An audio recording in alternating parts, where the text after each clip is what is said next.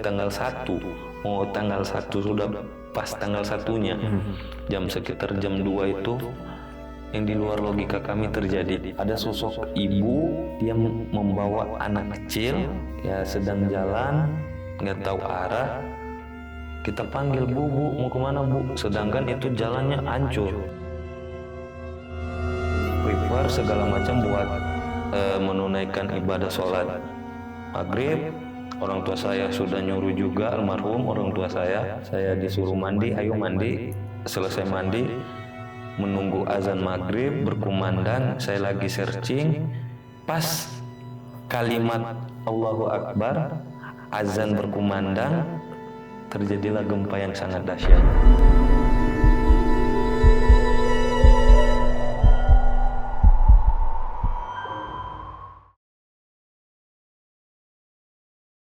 Assalamualaikum warahmatullahi wabarakatuh. Balik lagi di channel Kisah Tengah Malam bareng gua Saputra Kristiansyah. Dan seperti biasa hari ini gua udah menghadirkan narasumber yang bakal menceritakan pengalaman horornya saat menjadi relawan saat tsunami di Palu di tahun 2018.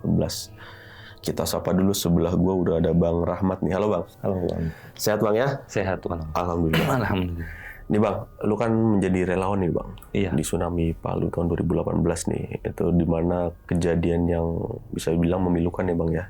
Menggemparkan satu Indonesia. Nah itu emang lu orang situ Bang, berarti Bang? Iya, saya orang asli situ sejak kecil. Nah pas kejadian itu abang lagi ngapain nih? Kita mau prepare, mau menuju ke Festival Palu Nomoni. Oh, Festival Palu Nomoni. Iya. Itu kalau boleh tahu apa tuh Bang? Itu festival yang akan memeriahkan HUT Kota Palu. Kan festivalnya dari pagi sampai malam, puncaknya malam gitu. Puncaknya malam. Ya, puncaknya pas kejadian malamnya. Oh, pas kejadian tsunami ini malamnya. Malam. Sebelumnya karena ini udah sekitar 7 tahun lalu ya, kita tetap berduka cita lah ya atas bencana yang terjadi 7 tahun lalu. Dan ini setelah kejadian baru nih abang jadi relawan ya? Iya. Oke, dan selama menjadi relawan ada nih bang beberapa cerita-cerita horor yang dialami abang nih? Banyak dengan teman-teman. Oh, teman-teman relawan juga? Iya. Berarti untuk cerita horornya nih kita tahan dulu nih bang ya. Dan buat sobat tengah malam nih yang penasaran sama ceritanya Bang Rahmat, simak terus dari awal sampai habis. Dan bagi kalian yang mau ngirim cerita juga di channel Kisah Tengah Malam, bisa langsung klik link WhatsApp yang ada di deskripsi di bawah ini. Dan buat kalian yang lagi nonton tapi belum subscribe, langsung aja klik tombol subscribe. Dan jangan lupa nyalakan lonceng notifikasi biar gak ketinggalan video terbaru dari kita. Oke Bang, langsung kita mulai aja nih Bang ya. Kisah Tengah Malam dimulai.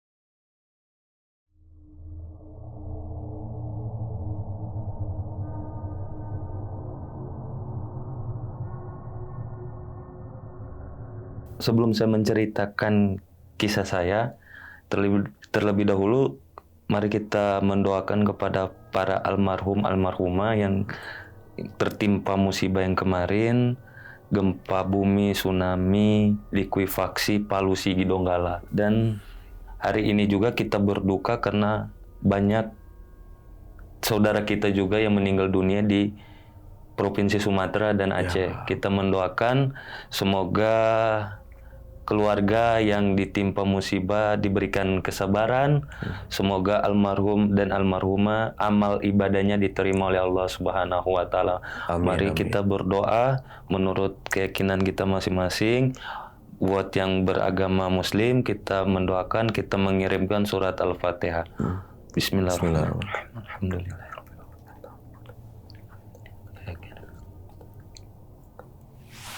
Amin ya.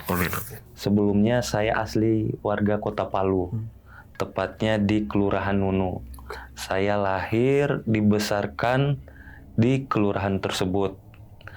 Sebelum masuk ke tanggal 28 September itu, saya dan teman-teman inisiatif untuk mengikuti kegiatan Festival Palu Nomoni. Kita mempunyai komunitas breaker atau bisa dinamakan walkie-talkie gitu. Walkie-talkie. Itu walkie-talkie itu buatan anak Indonesia, tapi kita mempunyai forum khusus daerah tersebut kayak Sulawesi Tengah, Palu gitu ya. Kita kopdar, ya ada beberapa orang inisiatif untuk mengajak meliput suasana kegiatan Palunomoni bertepatan di 28 September gitu. Kita kopdar pada malam, kalau tidak salah itu 10 September. Kita kopdar, kita briefing apa saja yang akan kita persiapkan. Mulai dari persiapkan kamera, drone, dan lain-lain lah. Ya, kita selesai itu kita balik ke rumah masing-masing. Ya, seperti biasa kita canda ria gitu ya. Pada tanggal 27 atau 26 ya, itu hari Kamis. Kalau nggak salah ya hari Kamis, karena kejadian itu pas di hari Jumat. Pas hari Kamis itu kita prepare kembali. Kita kumpul kembali, kita mau obrolkan persiapan kita untuk pelaksanaan di tanggal 28. Karena kita juga warga di situ, kemudian komunitas kita tinggal di situ, ya kita bersama-sama mau mewujudkan Kota Palu itu yang lebih baik gitu.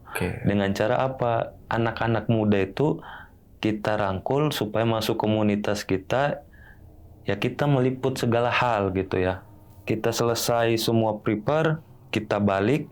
Pas pagi itu, di tepatnya 28 September, di hari Jumat, kita prepare segala macam persiapan barang atau perlengkapan yang dibutuhkan buat acara hari itu, kita sudah siapkan. Banyak teman-teman yang sudah ke lokasi, ya. Lokasi itu di pusat laut atau di pinggir laut lah. Karena dari kediaman saya ke laut atau pinggir pantai itu tidak terlalu jauh gitu, tidak terlalu jauh. Ya sekitar 15 menit atau 10 menit lah. Kita sampai ke lokasi, karena kebetulan di hari Jumat, ya kita izin tidak lama karena memang kegiatan itu dari pagi. Ada terjun payung, ada juga yang namanya, kalau tentara itu memperlihatkan kapal selam gitu. Paginya pembukaan untuk festival Palunomoni, teman-teman udah di lokasi, saya izin karena mempunyai ada sedikit firasat buruk gitu. Saya balik, mau izin juga mau sholat Jumat. Fenomena alam yang pertama yang tanpa kita sadari di hari Jumat pas selesai sholat Jumat itu terjadi gempa, di mana kita tidak mempunyai pikiran ke arah yang lebih dalam lagi. Kenapa ada tanda alam yang pertama itu gempa bumi? Kita tidak memikirkan hal itu. Ya, kita hanya sebatas mengira ini gempa biasa gitu. Pas gempa pertama itu banyak sih canda yang saya lihat di-upload di sosial media. Banyak sekali canda yang menurut saya tidak layak lah buat dibercandai. Ada yang mengatakan ya mohon maaf pusat gempa, yang ada yang menanyakan pusat gempa di mana, ada yang komen mohon maaf kayak gambar kasur, kayak nggak layak kan? Iya benar-benar. Masa kayak gempa bumi ya, tanda alam begitu dibercandain. Iya, nggak pantas itu. Ya menurut saya nggak pantas. Jadi saya fan-fan aja ya, saya cuman ketawa-ketawa lah.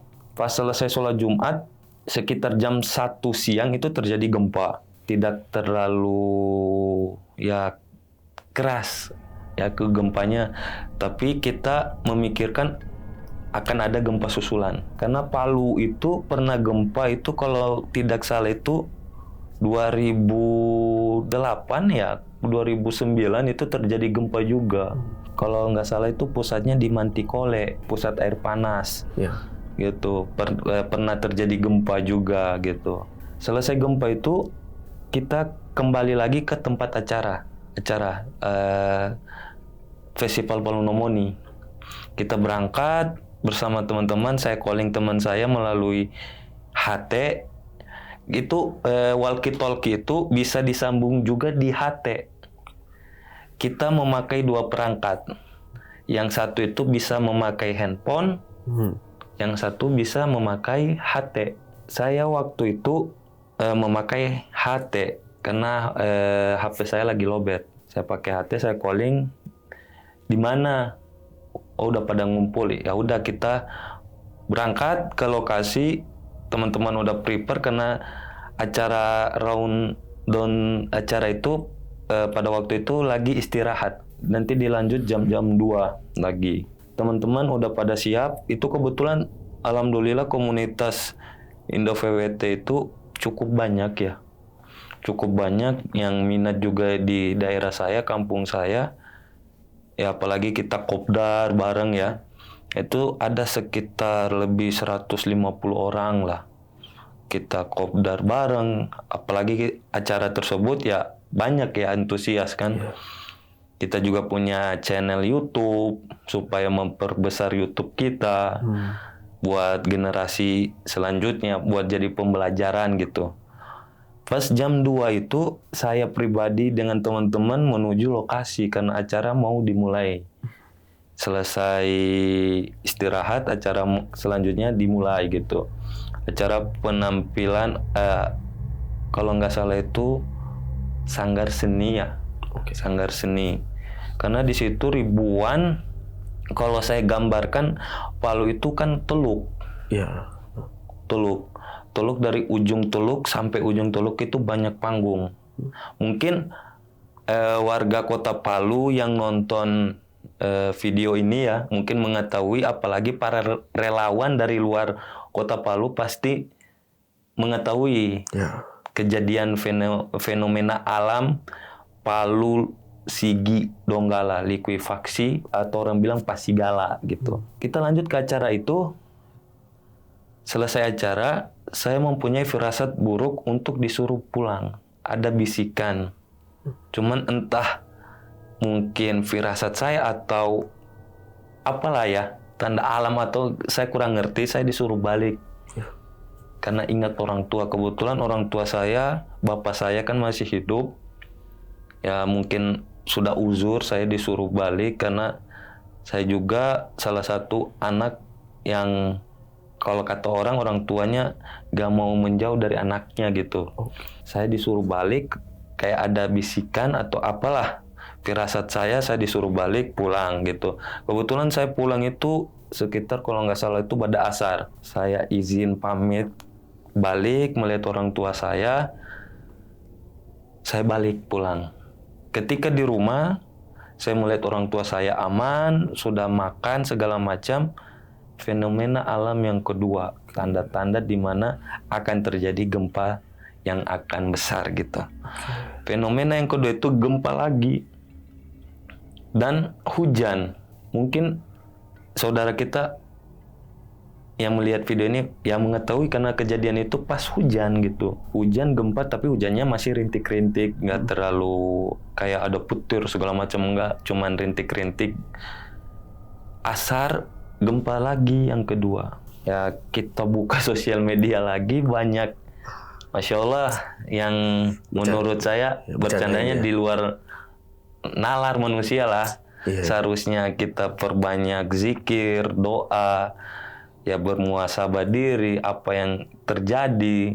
Malah ya yang saya bilang ini oknum-oknum yang tidak bertanggung jawab lah. Yang kategorinya yang nggak dewasa lah. Bocah ibaratnya. Tapi ya itu menurut mereka gitu ya. Saya kembali lagi ke diri masing-masing lah. Gempa saya cuman ngelihat pusatnya di mana, ya masih pusatnya masih di area Donggala gitu. Pas itu saya izin kepada orang tua saya untuk menghadiri festival Polonomoni. Saya izin, saya mau ke pusat kegiatan tersebut karena rangkaian besarnya itu pada malam hari gitu. Oke. Saya izin ke orang tua saya. Sebelum itu saya istirahat sejenak. Selesai sholat asar saya istirahat karena mungkin terlalu capek. Saya istirahat. Sekitar jam 5 itu mau prepare lagi. Gempa ketiga kalinya. 3 kali gempa. Ya, 3 kali gempa. 3 kali gempa itu memang udah tanda-tanda yang di luar logika lah.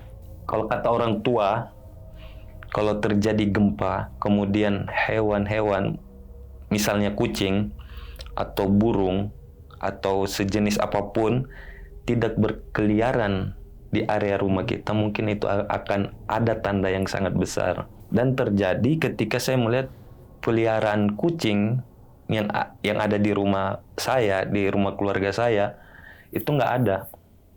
Nggak ada. Kalau tiap hari ada ya, kita lihat ini nggak ada. Ya saya hanya cukup berdoa semoga acara ini lancar lah. Semoga saya selamat, orang tua saya tinggal juga selamat. Tidak ada kejadian apapun lah. Kita menginginkan yang terbaik karena hari itu bertepatan dengan hari ulang tahun Kota Palu. Kita ikut memeriahkan, ya kita ikut melihat langsung kan berbagai macam, kalau orang sana bilang penampilan dari sanggar seni, dari artis lokal, ada juga artis nasional yang datang, banyak atlet para layang juga yang datang, banyak dari tamu undangan juga dari luar kota atau provinsi yang datang juga. Pada saat itu juga keluarga saya buka stand pameran di depan TVRI. Selesai itu jam 5 ketika tanda yang ketiga gempa bumi terjadi, ya kita berdoa. Ya, saya prepare karena kita kumpul itu sekitar jam 6 sore atau jam 6 mau azan maghrib gitu. Kita berkumpul karena saya pribadi udah ditelepon. Kebetulan HP saya udah standby. HT saya sudah standby juga karena persiapan alat-alat harus standby kan. Saya dihubungi di mana saya masih di rumah. Kata teman saya, kamu ini anak manja. Bukan anak manja, ini ada orang tua gitu kan, harus saya izin terlebih dahulu. Ya udah, saya izin. Saya ngomong ke bapak saya izin mau ke festival Polonomoni di laut gitu, di area patung kuda. Saya izin mau menuju ke area pantai tersebut, diizinin sama orang tua. Bismillah saya berangkat lah. Sesampai di sana jam 5 lewat, mau setengah 6 itu saya nggak tenang, kayak ingin pulang, ayo pulang. Feelingnya ya? Iya, ayo pulang, kayak nggak betah aja. Kayak nggak betah, saya disuruh balik, ayo pulang. Kayak ada sesuatu yang mengganjal bahwa saya harus pulang. Saya nunggu 15 menit, saya merokok sebatang, 2 batang, ngobrol sejenak. Ada firasat yang menurut saya aneh, saya balik lah. Karena kalau kata orang tua, kalau kita mempunyai firasat buruk, akan ada yang terjadi yang di luar logika kita. Gitu. Mungkin bukan yang kategori bencana besar, mungkin dari diri kita atau keluarga kita atau bapak ibu kita gitu ya. Benar-benar. Nah, saya balik lah karena punya firasat yang menurut saya aneh. Saya disuruh balik, saya pamit. Kata teman-teman, kamu manja. Diledekin ya? Diledekin. Kamu manja kok balik cepat. Ini kan agenda. Saya bilang kan bisa malam gitu. Saya datang kan bisa habis isya atau maghrib lah. Kebetulan saya nggak jelasin. Saya termenung sejenak di kendaraan motor. Saya firasat, kenapa saya balik ya? Gitu. Ya, masa bodoh lah. Urusan belakangnya, yang penting saya hadir malam. Saya balik, itu sekitar jam 5 lewat mau jam 6. itu setengah 6 lah, setengah 6 lewat lah. Saya kurang hafal karena di situ saya nggak melihat jam karena punya firasat langsung balik lah. Karena di situ memang udah mau matahari terbenam gitu. Saya balik, saya sampai di rumah, saya baring, saya ketemu orang tua saya salaman dengan orang tua. Ya saya nggak banyak ngomong, saya buka HP, searching biasa, buka Indo VWT sambil ya break lah dengan teman-teman, di mana posisi, di mana segala macam. Saya ditanya jam berapa datang, saya bilang insya Allah habis isya atau maghrib lah. Kemungkinan lebih lamanya habis maghrib karena saya ada sesuatu yang saya kerjain, tapi saya nggak ngomong. Pada saat itu kebetulan mau azan maghrib, saya persiapan untuk melaksanakan sholat maghrib. Saya mandi, prepare segala macam buat menunaikan ibadah sholat maghrib. Orang tua saya sudah nyuruh juga, almarhum orang tua saya disuruh mandi, ayo mandi. Selesai mandi, menunggu azan maghrib berkumandang, saya lagi searching, pas kalimat Allahu Akbar, azan berkumandang, terjadilah gempa yang sangat dahsyat.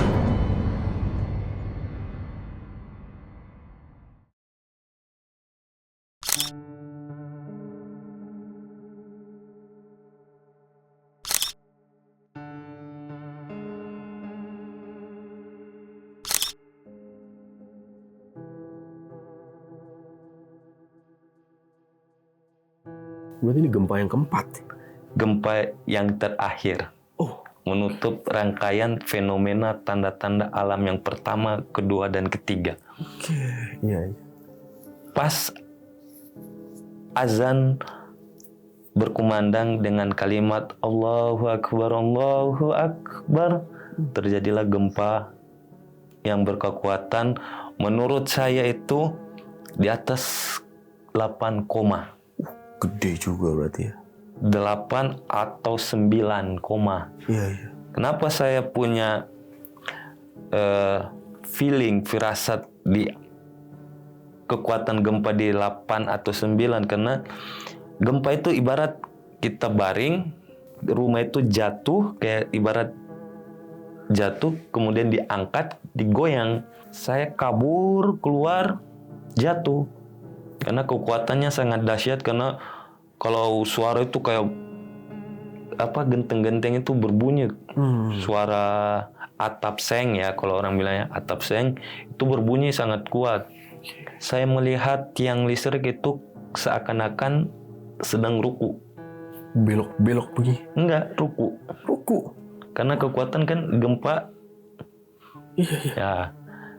Saya coba untuk memeluk apapun itu, termasuk pohon atau tiang, saya gapai lah. Ingat orang tua, saya masuk ke dalam, saya selamatin dulu orang tua. Kebetulan di rumah itu yang uzur ada tante saya dengan bapak saya. Kita selamatin dulu itu, kedua orang tua. Masa bodoh apapun yang terjadi, saya yang mati atau gimana, yang penting orang tua saya selamat dulu. Sementara gempa, kita masuk sama kakak sepupu saya, masuk ke dalam, kita selamatin orang tua, kita selamatin di jalan. Orang tua sudah di luar, kita melihat fenomena memang betul-betul seperti kiamat gitu. Iya. Karena apa yang disampaikan oleh Nabi, tanda-tanda kiamat itu pas di hari Jumat. Benar-benar. Nabi mengatakan kiamat itu pas di hari Jumat. Tapi kita nggak tahu. Tapi menurut saya memang, subhanallah lah. Karena kekuatan itu menurut saya di luar nalar saya. Sebelum itu saya nggak tahu itu akan terjadi tsunami dan likuifaksi. Gempa yang sangat dahsyat itu berkekuatan 8 atau 9. Itu sangat dahsyat, itu durasinya lama. Lama itu pas? Lama, itu adalah sekitar 1 menit lebih. Iya. Kekuatan gempanya yang dahsyat itu. Berhenti sejenak, gempa lagi per 5 menit. Nah, itu kekuatannya agak ya sekitaran 7 atau 6. Ya gempa ya selamatin orang tua, kita selamatin, kita ungsikan ke tempat yang lebih jauh karena ada yang mengatakan tsunami segala macam, air dari Kuala itu kalau orang kata sana seperti sungai, dibilang di sana Kuala. Kuala naik, air dari Kuala naik, maksudnya kan karena Kuala atau sungai itu langsung ke laut. Iya. Jadi wajar lah kalau ibarat airnya naik gitu. Ya, kita selamatin orang tua ke area Kelurahan Tinggede, agak jauh sedikit, agak daratan tinggi, kita selamatin. Ya, kebetulan ada mobil, kita naikin orang tua, semua ayo berangkat. Karena pas kejadian itu banyak mengatakan tsunami gitu. Kita kan di luar logika aja, kalau memang tsunami langsung air naik kan. Dan kita memikirkan masa sih Teluk terkena tsunami. Kalau orang Palu ceritanya Namango itu berlebihan. Masa Teluk tsunami gitu ya. Kita kan belum tahu itu terjadi likuifaksi pun nggak tahu, karena pas kejadian itu sinyal nggak ada sama sekali. Iya. Ada sinyal mungkin di kartu tertentu, misalnya XL pun itu hanya bukan di 4G atau di 3G, dia di E. Lemot banget ibaratnya. Lemot. Ada juga 3G cuman agak putus-putus gitu ya. Orang tua saya sudah menuju tempat yang lebih aman dengan tante saya dan keluarga. Saya tinggal sebentar di situ karena saya memikirkan kalau ditinggalin rumah kenapa karena kebetulan itu rumah keluarga saya. Ya kita jaga dulu, maksudnya kita mengungsi ke tempat yang ke lapangan gitu. Kita ngungsi di situ sambil kita sholat. Ya banyak juga yang di luar logika saya, mohon maaf gitu ya, non muslim yang pakai salib ya, gambar salib, mohon maaf itu dia ngikut sholat sampai nggak sadar gitu. Mungkin sadar atau nggak sadarnya dia ikut sholat, dia mengucapkan kalimat tauhid Allahu Akbar juga. Iya. Nah kita sholat berjamaah, yang saya lihat ke kanan, yang dulunya kita mengira dia non muslim, mohon maaf dia ikut sholat juga. Iya. Mungkin dia sadar atau tidak ya, mohon maaf ya. Memang pas kejadian ada yang memang betul-betul sadar gitu. Pas kejadian itu kita sholat, kebetulan saya 7 orang dan teman-teman itu ngumpul pas malam itu masih gempa. Pas gempa itu kita melihat asap. Kalau malam kan baru terang bulan, bintang. Kemudian lampunya mati, padam, listrik padam kan, kelihatan kayak cahaya di mana dibarengi dengan asap. Kita mempunyai pemikiran bahwa terjadi kebakaran. Ayo, ya sebelum itu mohon maaf, ada salah satu orang tua siswa, kebetulan rumah saya itu di dekat salah satu pondok pesantren. Ya, ada orang tua atau wali yang anaknya mondok di situ, dia teriak, Balaroa kena likuifaksi, tanahnya terbelah segala macam. Kita kan nggak percaya sebelumnya. Cerita bohong, masa begini gini kan, cerita bohong. Iya serius, saya hampir mati segala macam. Sebelum itu kita nggak percaya karena wallahu alam. Ada kadang yang terjadi begitu kita lebihkan bicara, ya udahlah kita tenangin orang tua, dia nyari anaknya yang mondok kan. Kebetulan nggak jauh dari rumah itu pondok pesantren, di depannya itu ada lapangan bola, sepak bola, kan ada 2 lapangannya itu sebelum ada rumah. Kalau saat ini kan satu lapangan itu sudah dibangun rumah. Sebelum dibangun rumah itu kan lapangan kosong. Jadi di situ kita mengungsi, kita sholat kan. Datang bapak-bapak, orang tua siswa atau orang tua yang mondok di situ teriak, "Wow, Balaroa kena." Balaroa itu kayak sebuah kelurahan atau desa ya, dekat dengan Perumnas gitu, Perumnas Perumahan Nasional lah. Iya. Ya udah, kita tidak menganggap dia serius atau tidaknya ya. Wah, saya masa bodoh, yang penting saya sholat dulu, saya minta ampun, karena pada saat itu sudah tidak memikirkan apapun. Saya memikirkan diri saya, orang tua. Ya, kalau memang ini kiamat, kita mati dalam keadaan husnul khotimah. Benar. Kita mati sudah, kita tidak memikirkan apapun. Mungkin dia cerita apapun, ya kita dengerin aja. Kebetulan pas saat itu ada kayak bentuk cahaya yang dibarengi dengan asap. Nah, kita memikirkan, oh ini kebakaran. Ya udah, kami 7 orang itu, 7 atau 6 itu ya ada memakai motor 3. Kita langsung ke lokasi, karena dari area Balaroa ke rumah saya itu nggak terlalu jauh. Adalah sekitar 5 menitan lah. Karena nggak, kalau di daerah saya bukan daerah seperti Jakarta atau Bandung yang macetnya parah gitu. Kota saya itu kota kecil, ya aksesnya dekat, dari pusat laut dekat, ke gunung pun dekat. Kita di tengah-tengah kan. Kita sampailah di area Pasar Impres. Area dekat pasar itu sampingnya itu area Balaroa Perumnas. Kita terkejut karena nggak bisa lewat, karena area masih kebakaran. Kita parkirlah agak lumayan jauh, 500 meter kita jalan. Kita terdiam membisu. Apa yang dibicarakan sama orang tua murid tadi terjadi di area Balaroa. Itu likuifaksi yang dulunya kita tidak menganggap adanya likuifaksi, terjadi di daerah kita, di area Perumnas Balaroa.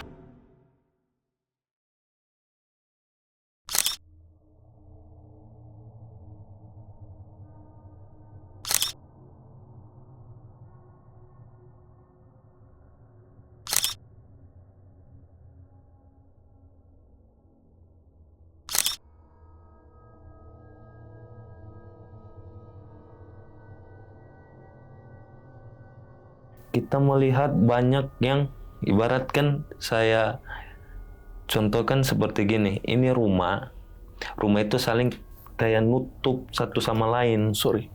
Kayak gini, niban.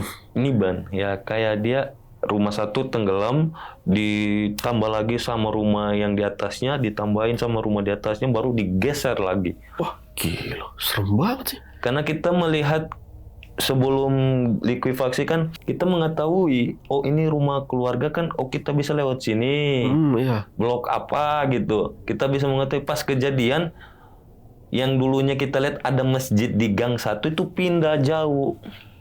Kegeser berarti itu. Kegeser. Iya. Kalau kita pernah dengar kisah Nabi Lut, kayak satu daerah kayak bentuk kotak, dia Iya, digulung. Digulung, digeser, tenggelam. Ada seorang bapak-bapak menceritakan bahwa pas kejadian dia lari, tanah terbuka, apa aja yang ada di atasnya masuk, ditimbun, jalan lagi itu tanah. Itu kesaksian dari situ. Kesaksian. Berarti dia ngelihat langsung itu Likuifaksi. Likuifaksi. Ibarat seperti tanah longsor, atau bisa diibaratkan seperti tsunami yang bukan berbentuk air tapi tanah. Oke, iya.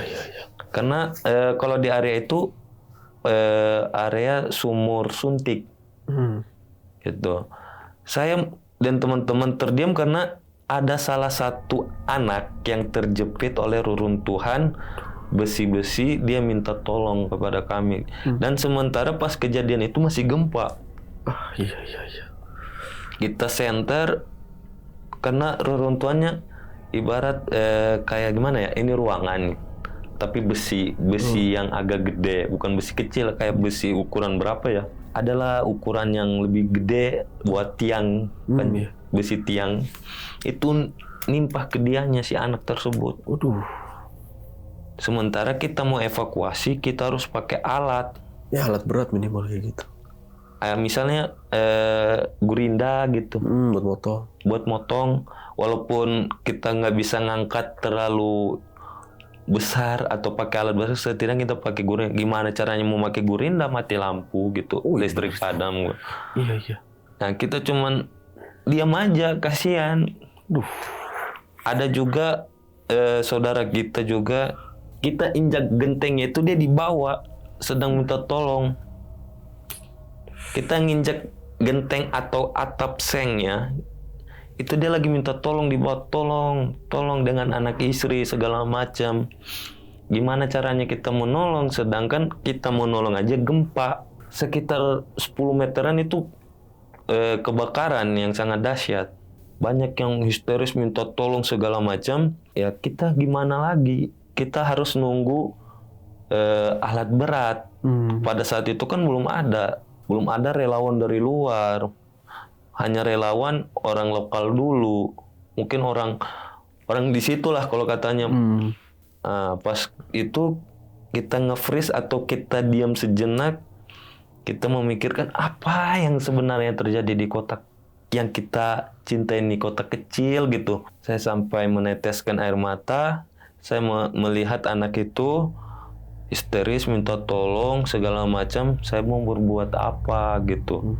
Dan teman-teman, ada salah satu juga teman saya, dia mencari adiknya. Kebetulan adiknya itu nikah di situ, yang menjadi korban dengan anak-anaknya gitu.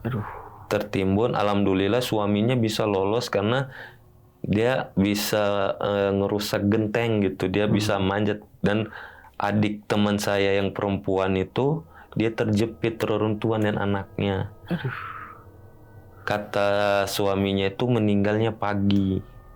Soalnya malamnya itu masih bisa bernapas dengan anak-anaknya. Saya punya keluarga pun, tante saya pun dengan anaknya sampai saat ini belum ditemukan. Mungkin ya Allahu alam sudah jadi kuburannya di situ. Lanjut, teman saya nepuk bahu karena pada saat itu kita terdiam, kaku kayak orang kayak gimana ya, nge-freeze tapi nggak bisa berbuat apa-apa. Kita juga mau bantu korban, kita nggak bisa berbuat apa-apa. Pada saat itu gempa dan kebakaran. Ada yang mengatakan telepon pemadam. Gimana pemadam mau kalau pemadam Gak bakal bisa lewat. bukan nggak bisa lewat, kalau dia menyelamatkan diri juga. Bener-bener. Namanya manusiawi kan. Walaupun apapun yang terjadi kan, kalau gempa begitu mah dia pemikirannya dulu anak dan istri. Ya bener, keluarganya dulu. Dan yang kedua baru dia bisa melintas gimana. Pada saat itu tanah, mohon maaf bukan tanah ya, aspal jalan itu naik ke atas, sedangkan mobil nggak bisa. Iya. Banyak tanahnya ke atas gitu, kayak bergelombang segala macam yang hancur. Ya itu kebakaran sampai pagi. Sampai pagi tuh kebakaran. Wallahu alam ada beberapa yang tidak bisa ditemukan karena kebakaran itu. Saya dan teman-teman terdiam sejenak. Ada yang nepuk pundak saya, mengatakan teman yang di pusat laut atau di Festival Palonomoni itu hubungi kami melalui HT. Pada saat itu kan sinyal tidak bisa berbuat apa-apa. Kita hanya bisa melalui hubungi teman kita itu melalui HT. Walkie-talkie gitu. Karena walkie-talkie melalui perangkat Android HP itu kan sama aja nggak berfungsi, sinyal aja nggak ada. Itu kita pakai HT, bro, di mana bro? Datang ke sini belakang TVRI. Kita cabut dari tempat itu, kita ke area TVRI. Kita sampai di situ memang ditutup jalan karena disuruh muter balik lagi ke arah TVRI. Cukup jauh kita muter sana muter sini. Kita sampai di belakang TVRI itu lumayan jauh, ada 500 atau 600 meter. Kita parkir motor, kita jalan lagi masuk ke dalam. Alangkah terkejutnya lagi kita melihat bahwasannya apa yang terjadi di area festival itu yang tanpa kita sadari tsunami itu memang terjadi. Air laut memang masih ada sampai jam, kalau nggak salah itu jam 23 atau jam 10 masih ada air laut itu, tapi tidak terlalu dalam karena kalau di tempat parkiran motor saya itu hanya sampai di mata kaki gitu air laut. Oke. Walau alam kalau ke sana ya, karena kita menunggu surutnya dulu baru kita bisa masuk ke dalam gitu. Pada saat itu teman saya cerita bahwa pas kejadian azan maghrib berkumandang itu gempa terjadi sekitar 5 menit 5 atau 4 sekitar segitulah Bang ya. Air laut masuk. Langsung masuk. Langsung. Oke. Dan gempa kenapa yang saya bilang berkekuatan dahsyat itu di angka 8 atau 9, kekuatan yang bisa merobohkan jembatan kuning atau penulele yang biasa dikenal di sana, jembatan 4, itu berkekuatan 9, baru roboh. Sedangkan gempa dulu baru air laut itu jembatan udah rubuh. Air naik katanya itu hampir 10 meteran lah Tingginya. 5 atau 10 karena atap masjid itu sampai di atasnya katanya. Memang ada video amatirnya pas di Grand Mall. Itu pas mall baru yang di laut, itu yang ada bilang, bu tsunami bu. Memang sampai segitu airnya. Iya. Kita melihat video amatir itu nanti besoknya. Bahwa ada video amatir di TV, tsunami. Keluarga saya dari Jawa nelpon karena apa yang ditayangkan di TV memang tsunami, tapi tsunaminya tidak sampai ke rumah saya. Itu yang anehnya. Tsunami itu jauhnya itu hanya dari pinggir pantai itu sampai berapa meter ya? Adalah 100 atau 200 meter, habis itu udah. Kalau secara logika manusia, logika orang awam, atau logika siapapun, air sudah naik, mati. Maksudnya gini, Teluk itu, ini Kota Palu Teluk, kayak letter U. Oh iya. Langsung laut. Oke. Logika, air laut naik, mati. Ini untung saja kata teman saya itu air laut tidak pasang. Oh ya. Kalau dia pasang agak jauh, Allahualam. Kena semua apa lebih jauh mungkin. Lebih jauh. Itu pas gempa itu air laut memang surut tapi nggak terlalu jauh, langsung naik. Kesaksian juga pilot Batik Air terakhir take off itu, dia mengatakan air laut itu muter. Nah, pas muter itu dia dari atas itu memang terjadi tsunami udah. Sorry, kayak pusaran air begitu. Pusaran air. Karena ujung Teluk itu pas gempa dia patah. Secara BMKG yang ngomongan pecah dia pas gempa. Jadi dia agak ke bawah, airnya naik. Nah, secara logika manusia memang kalau wallahualam semua yang terjadi kan Allah yang atur gitu. Kekuasaannya kita nggak bisa apapun. Ya kita memikirkan kok gitu ya. Di luar nalar yang likuifaksi juga terjadi hanya Allah yang tahu lah. Benar-benar. Masa di area tersebut nggak sampai ke pasar secara logikanya gitu. Bukan lantaran mohon maaf banyak dosa maksiat, enggak. Kalau secara logikanya kenapa nggak semua gitu. Mungkin Allah menunjukkan ini kebesaran saya. Sudah saatnya bertobat. Udah saatnya bermuhasabah diri. Udah saatnya kalian harus tunduk kepada saya gitu. Nah, kita memikirkan hal tersebut, kita menunggu sampai air laut, sampai kita diam, apa yang harus kita lakuin. Jam 1 atau jam 2 kita masuk ke area pantai, kita melihat Masya Allah yang tidak kita bayangkan, banyak korban yang berjatuhan. Kita mau evakuasi juga sulit, kita nunggu pagi aja. Karena pada saat itu masih gempa juga, gempa itu terus menerus, kita takut tsunami kedua atau air naik pasang lagi kan. Ya kita balik, ya kita nggak tahu juga bahwa ada likuifaksi di area Petobo. Oh, ada lagi. Ada. Iya. Kita nggak tahu bahwa ada Petobo yang kedua. Kan Balaroa, likuifaksi. Kemudian Petobo. Oke. Bersamaan gitu. Kebetulan pada saat itu teman-teman kita non-muslim lagi mengadakan kegiatan di salah satu gereja di area Petobo ya, di area Jonoge. Jonoge itu kan ya notaben, mohon maaf, non-muslim kebanyakannya. Ada juga yang Islam juga. Cuman area tersebut ada sedikit ada beberapa gereja gitu. Nah, sesampainya kita itu, mohon maaf, besoknya kita ke area Petobo karena banyak yang ngomong melalui HT ke Petobo, ke Perumna, ke area Jonoge. Ada apa? Kesini aja. Kami berangkat dengan beberapa orang. Kita melihat dulu di area Petobo karena dari rumah itu menuju Jonoge itu kita harus muter ke Petobo dulu.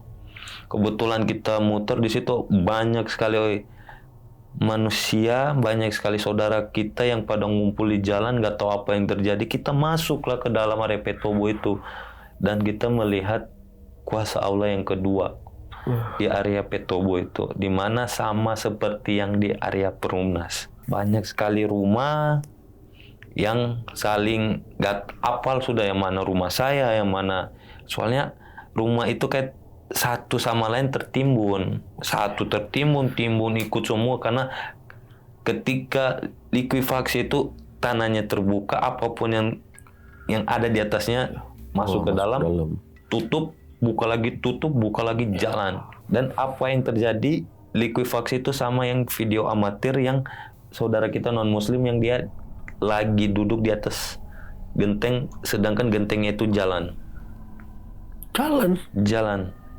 Gila. Iya. Dia jalan itu, dia sambil video amatir, dia ngomong, mohon maaf Tuhan Yesus segala macam bantu saya segala macam. Memang ada video amatirnya itu dan ditayangkan langsung di TV itu. Video amatir dia dengan pohon-pohon kayak pohon kelapa, pohon pisang, semua jalan di atasnya. Yang yang aneh itu pohon pisangnya itu masih berdiri, nggak masuk ke tanah, jalan. Kayak nggak, orang bilang logika kita, masa sih pohon nggak tumbang ketika likuifaksi? Kebetulan di situ mah kita ngelihat ya sama seperti yang di Perumnas tadi. Kita wawancarai juga saksi mata, dia mengantar anaknya ke salah satu masjid. Ya dia turunin anaknya, dia balik, dia singgah ke warung. Ketika dia melihat itu gempa bumi, itu masjidnya masih ada, dia balik lagi sudah nggak ada. Dia teriak mencari anaknya, tapi dia selamatin diri dulu, soalnya kan sementara tanah jalan gitu.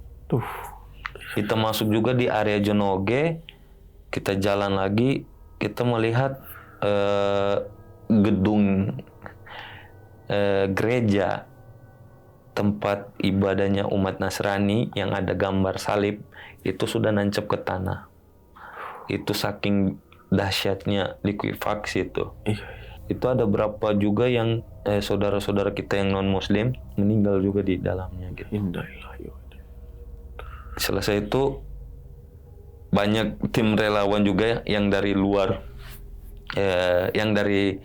udah berdatangan karena pada saat itu ada yang dari Mamuju, ada yang dari Manado udah pada datang, Makassar karena melalui bukan udara, darat gitu. Kenapa yang dari darat, yang di area Manado, area Makassar itu sulit? Karena pada saat itu ada kapal yang membentang menutupi jalan. Karena pada saat itu pas tsunami, kata sebagian masyarakat di situ, air masuk ke pemukiman dibarengi dengan kapal masuk. Ada kapal juga? Ada kapal. Berarti kapal itu di darat? Kapal itu sebelum gempa di laut. Tapi sekarang di darat? Di darat, nutup jalan. Pas itu dievakuasi untuk ditarik agar bisa masuk para relawan gitu. Walau alam gimana caranya tim relawan pada masuk gitu. Ya alhamdulillah pada saat itu 28 29. Terus 29 September itu udah pada datang. Ada yang dari kalau nggak salah ya Manado, Makassar, ada yang dari Mamuju, Sulawesi Barat banyak gitu. Pada saat itu juga pesawat Hercules masuk juga di area bandara karena yang pesawat selain Hercules nggak bisa masuk karena jalannya masih berlubang, masih kebuka lah jalan, Masih hancur. lintasan gitu, hancur gitu. Ya kita kembali ke kita kembali ke rumah, mohon maaf, saya kembali ke rumah dan teman-teman kembali ke rumah. Ya saya melihat orang tua saya aman, sehat, makan segala macam. Pada tanggal 30 itu kita persiapan untuk membantu menjadi tim SAR. Saya pribadi memutuskan untuk bergabung menjadi tim SAR relawan untuk mencari para korban. Sebelumnya saya membantu teman saya terlebih dahulu. Teman saya itu lagi mencari yang saya katakan dari awal, mencari adik perempuannya yang di area Perumnas. Pada malam itu memang kita lagi mencari juga, cuman nggak bisa. Makanya pada saat itu saya balik juga sendirian. Ya saya langsung ke area pantai tadi gitu, dan beberapa orang. Cuman teman saya masih tetap mencari gitu. Pada paginya itu suaminya datang. Suaminya datang itu dengan patah-patah tulang gitu. Ya memang katanya malamnya masih bisa. Paginya katanya udah meninggal dunia. Nah, kita cari beberapa rumah sakit, Bayangkara, Undata, Budi Agung, Anutapura untuk mencari keberadaan jenazah itu. Alhamdulillah didapat di area rumah sakit Bayangkara. Dipindahin ke rumah sakit. Karena beberapa rumah sakit full mayat gitu. Nah, itu teman saya udah dapat jenazah adiknya, silakan buat kuburin, karena ada beberapa juga jenazah yang dikuburkan langsung di kuburan massal gitu. Ada juga jenazah yang diambil oleh pihak keluarga gitu. Tanggal 29 kita evakuasi dulu korban yang di area pantai. 29 itu sekitar jam 10 jam 11 kita evakuasi, membantu juga. Sebelum evakuasi kita disuntik daya tahan tubuh. Kita dipakaikan masker segala macam, sepatu, antibody segala macam. Saya termasuk di dalam salah satu ambulans untuk evakuasi para korban. Kita evakuasi satu mobil itu bisa menampung 5-6 mayat. Kebetulan kan ada beberapa kantong jenazah. Ya, kita langsung membawa jenazah tersebut ke area rumah sakit Undata gitu. Kalau full di Undata kita langsung bawa ke rumah sakit Bayangkara. Kebetulan yang dekat dari area pantai itu ada beberapa rumah sakit. Yang paling dekat itu Bayangkara. Banyak jenazah yang di situ juga, yang dari laut. Kita melihat juga sangat sedih melihat ya adik kita yang sedang berbusana adat yang meninggal gitu. Banyak sekali kejadian yang menurut saya di luar logika saya gitu, Bang. Pas malam harinya kita ngumpul dan relawan, kan saya relawan itu dari jam 10 jam 11 sampai jam 6 sore. Karena malamnya ada tim lagi bergantian shift untuk evakuasi kan. Saya disuruh istirahat sejenak. Itu kebetulan saya ada orang tua, saya balik dulu. Saya balik ke rumah ngelihat situasi itu masih keadaan gempa. Masih gempa? Masih gempa. Itu tanggal 30 itu di hari Minggu, karena 28 September itu hari Jumat, 29 hari Sabtu kita evakuasi segala macam. Hari Minggu kita evakuasi juga di area Petobo. Petobo. Yang terkena likuifaksi ini ya? Likuifaksi. 30 tanggal 1 di area Balaroa. Karena alat berat itu masuk itu kalau nggak salah di tanggal 30 untuk evakuasi di area Perumnas. Banyak sekali yang yang menurut saya jenazah-jenazah ya yang tertimbun oleh reruntuhan, tanah, segala macam. Ya banyak kita evakuasi juga, langsung dimasukin ke ambulans saya yang beberapa orang relawan, kita tumpuk lah untuk langsung dibawa ke rumah sakit gitu. Malamnya itu kejadian yang di luar logika saya dan teman-teman. Kita melihat sosok ibu itu di area Perumnas Balaroa. Kita kan ada beberapa tim evakuasi yang dari Jawa, Sumatera. Kebetulan kan saya bergabung di Jawa gitu. Iya. Itu kan beda-beda kan, mencar-mencar, ada tim SAR di mana di dapur umum segala macam. Nah, kebetulan itu malam tanggal 1 mau tanggal 1 sudah pas tanggal 1-nya.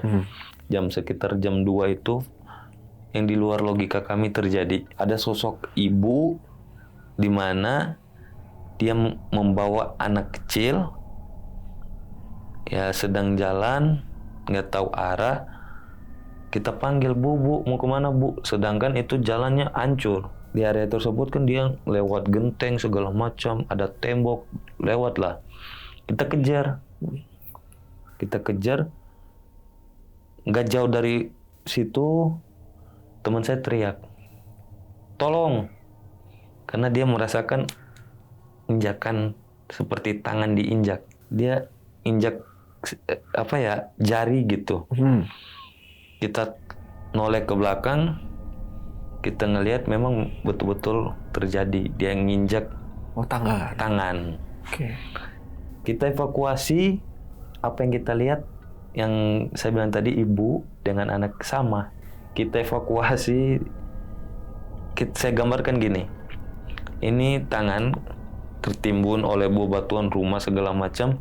Kita evakuasi mungkin pada saat itu kita pakai yang namanya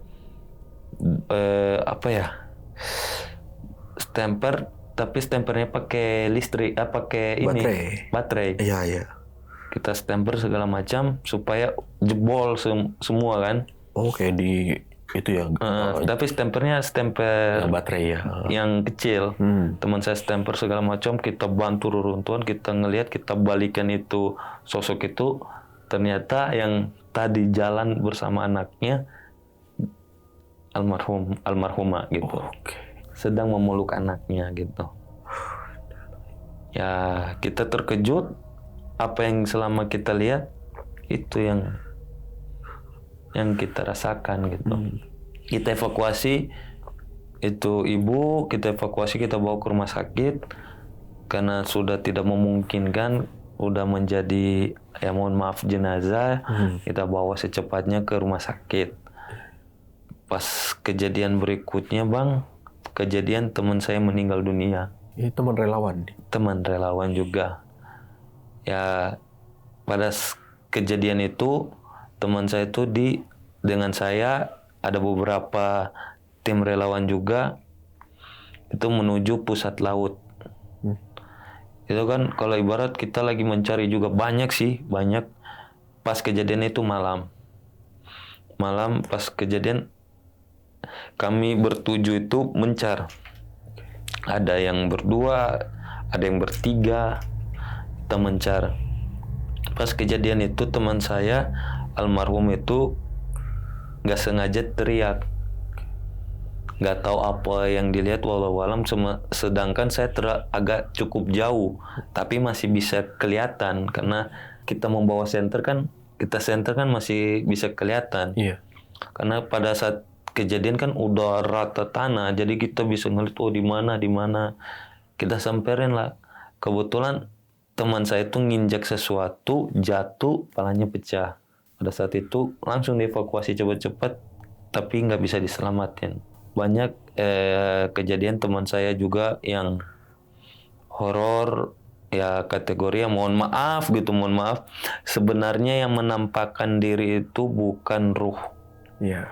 tapi sosok jin. Karena kita kayak gini, ketika kita kacau pemikiran, jin itu bisa bermain. Benar. Dia manipulasi pemikiran kita, penglihatan kita, seakan-akan ruh tadi itu memang betul-betul ruh. Ya. Tapi itu jin yang Allah berikan kelebihan buat menyerupai gitu. Kalau kita yang bertakwa, kita belajar agama bahwa itu bukan bukan ruh. Saya mohon maaf, yang saya bilang tadi itu jin ya. Tapi jin yang menggambarkan bahwa ada sosok loh. Dia minta tolong evakuasi. Ya. Gitu. Secara nggak langsung Ngebantu gitu. Bukan berarti itu ruh gentayang. Mohon maaf, bukan. Iya, benar. Itu jin yang menyerupai bahwasanya tolong itu ibu. Ya. Kasihan gitu. Cuman nggak langsung ngomong. Kalau ngomong kita kabur. Benar. Nah gitu, karena jalannya bukan jalan kayak biasa orang bilang, katakan melayang segala macam. Jalannya normal. Dari jauh kan teman saya nginjak, ya itu. Ya. Yang nginjak itu yang meninggal. Oh, dia. Mungkin ajalnya di situ. Iya, semoga aja husnul khotimah ya. Amin. Ya.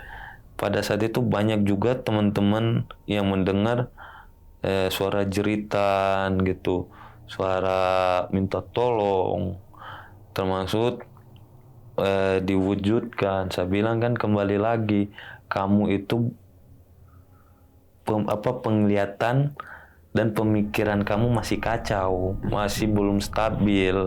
Karena ketika pemikiranmu masih, ya mohon maaf, masih melayang lah. Kalau jin itu bisa manipulasi segala hal. Jadi kamu bisa melihat, oh itu ruh, padahal itu bukan ruh. Jangan sampai apa yang kita bilang itu ruh menyakitkan para keluarga gitu. Benar. Nah, saya nasihatin teman saya supaya jangan terlalu berlebihan. Karena apa? Kita ini hanya tim SAR, kita mau nolong.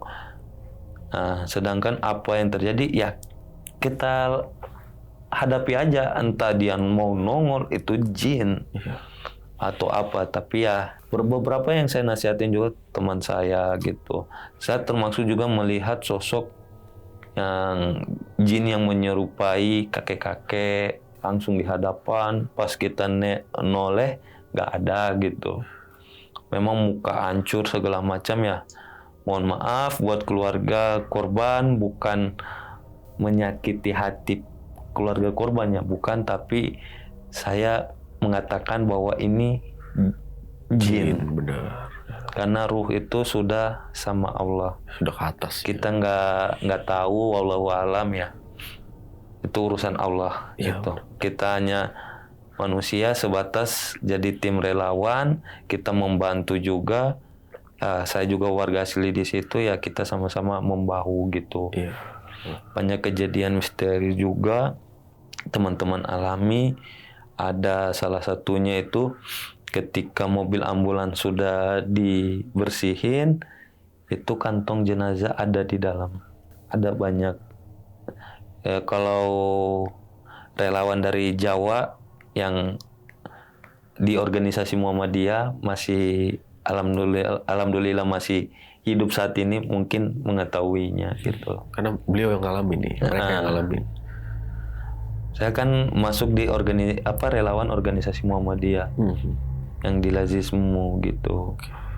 Banyak juga kejadian horor, banyak bang gitu. Iya. Kalau pemulihan kita jadi relawan itu sebulan itu kita evakuasi jenazah itu 2 minggu. Karena ada pemberitahuan juga dari pemerintah, itu pencarian korban itu 3 minggu, kalau nggak salah 3 minggu itu di-stopkan karena udah jadi kuburan massal gitu. Oke. Ya udah dibiarkan lah. Ibaratnya kan karena dia udah juga ketimbun. Karena mungkin ya mikirnya, ya mungkin itulah dari kuburan mereka. Kalau kita terus menggali, terus mencari, takutnya yang tidak diinginkan. Karena di area likuifaksi itu kan ada sumur suntik. Jadi sumur suntik itu ketika digali makin turun. Oh iya. Malah ntar alat berat yang bawah turun. Iya. Makanya ada pas himbauan 3 minggu setelah kejadian itu 3 minggu atau 4 minggu itu diberhentiin. Oh, iya. Tapi alhamdulillah banyak yang dievakuasi gitu, Ya, banyak yang mayatnya ketemu. gitu. Terutama di area pesisir pantai. Oke, iya, iya. Berarti yang teman-teman tadi komunitas walkie talkie ya, itu mohon maaf banyak yang meninggal. Wallahu alam. Soalnya pada saat kejadian pas 1 hari kejadian saya udah mencar. Oh, udah mencar. Tapi mereka kan yang ikut festival tadi ya. Itu kan pas tepat di pinggir laut. Pas tepat. Yang selamat itu teman saya yang membawa handycam. Yang menghubungi via HT gitu. Ya, berarti lumayan bisa dibilang banyak lah. Banyak. Kalau teman saudara ada juga selamat, ada juga enggak. Wallahu alam gitu. Sampai sini kabarnya kan saya belum ada kontak juga. Pas selesai kejadian juga hilang kontak gitu. Iya, ya. Berarti nggak sempat ngabarin. Jadi nggak tahu Nggak nih sempat. si A apa selamat atau enggak, si B selamat atau enggak. Jadi nggak tahu itu ya. Nggak tahu. Gitu. Jadi selama cerita jadi bisa ngebayangin ya betapa mencekamnya saat kejadian, di mana orang-orang yang di dalam situ tuh mengira ini mau kiamat apa bukan. Apalagi pas di hari Jumat. Walaupun itu malam, ya tetap aja lihat tanah ditumpuk seperti itu kan mencekam sekali itu. Mencekam. Di daerah daratnya likuifasi, di pinggir pantainya tsunami. Waduh, alhamdulillahnya tadi rumah nggak kena, area rumah itu. Area rumah nggak kena. Cuman gempa hampir 9, berapa gitu ya. Pasti ada beberapa yang hancur ya.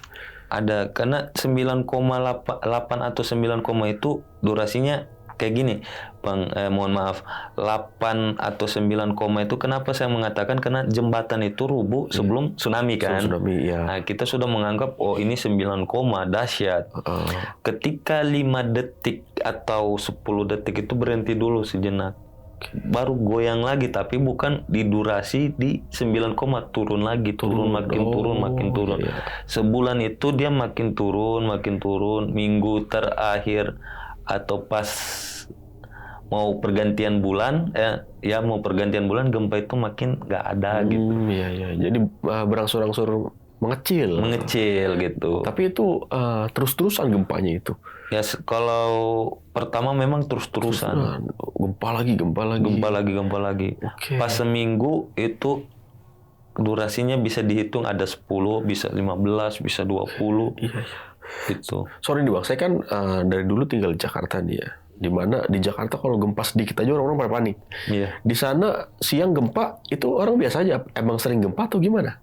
Ya kalau dikatakan sering gempa nggak juga.